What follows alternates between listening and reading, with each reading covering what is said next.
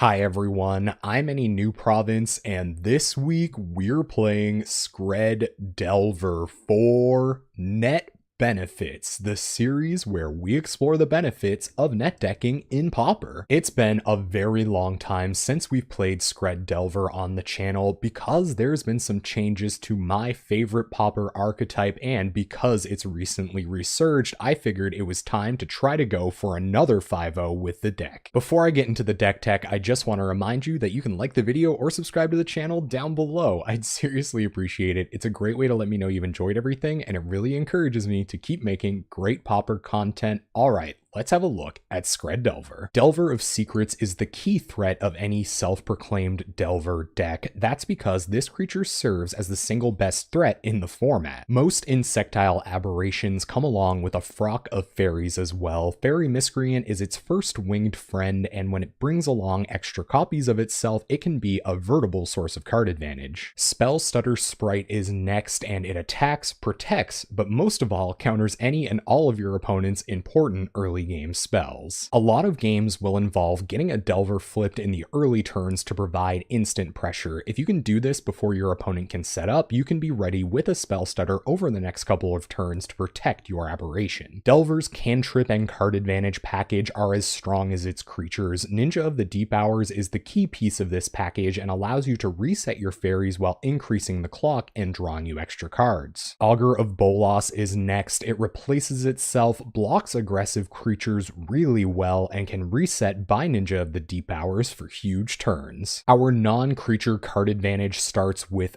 Gush. This spell is a free divination, a ritual, and a way to keep enough cards in your hand to have your opponent guessing what you may have. Finally, Brainstorm is our pseudo-ancestral when it can be reset by one of our fetches or a ponder, while a playset of preordains keeps the cards flowing in the right order. Our mid-game will involve a lot of tempo play. We'll be running out cantrips and gushes each turn to continue hitting land drops while attacking in with our evasive threats. Our next package, Skred's Revered Interaction, will take care of anything our opponent can sneak through our spell stutters. Skred is a card that sets this Delver deck apart. It's a removal spell that has no trouble taking care of a resolved Gurmag Angler all on its own. Counterspell is our other key non-creature interaction spell because it can answer even more than the already versatile Skred. Most Skred Delver decks would pack the full 4 lightning bolts because they serve as removal and burn. These new iterations, however, carry only 2 and opt to include Fire Ice as a new way of efficiently answering the board. Harvest Pyre is our final non-land card and does a great job of killing huge creatures when our snowlands haven't found their way onto the battlefield yet. Delver is great at controlling the board if the game is going long, meaning usually our opponents will be at a low life total due to our evasive beaters. If they can block our fairies or fog us, it's okay. Our burn will take care of the rest of our opponent's life total before they can stop us. Alright, let's have a look at this mana base. First, we have 4 Evolving Wilds, 1 Terramorphic Expanse, and 2 Ash Barrens. Lots of fetch lands to reset the top of our Brainstorm deck while also finding our second blue or our first red mana on time.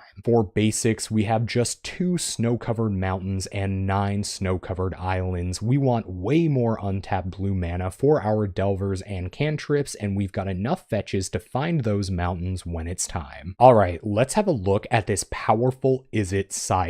First, we have 1 copy of Dispel as a more efficient counterspell when we need it. We have 2 copies of Electrickery as wraths against X1s. We have 3 copies of Hydroblast for stopping all of those red spells. We have 4 copies of Pyroblast for stopping all of those blue spells. We have 1 copy of Echoing Truth for sweeping up a bunch of elf tokens, 2 copies of Stormbound Geist for things that can block Delvers but also prove great threats in control matchups. We also have 2 Swirling Sandstorms for sweeping the board if it gets too big and too wide. And there you have it, the new version of Skred Delver that took Be Reborn to a top 8 finish in the Pauper Challenge last weekend. We're going to take this deck into a league at twitch.tv/AnyNewProvince this Wednesday night at 7 p.m. Atlantic time. We're there every Wednesday night playing competitive PauperDecks. Before I go, I just want to remind you that you can like the video or subscribe to the channel down below. I'd seriously appreciate it. It's a great way to let me know you've enjoyed everything, and it really encourages me to keep making great Pauper content. Thank you so much for watching. I hope you enjoyed this deck tech, and hopefully I'll see you on Wednesday night.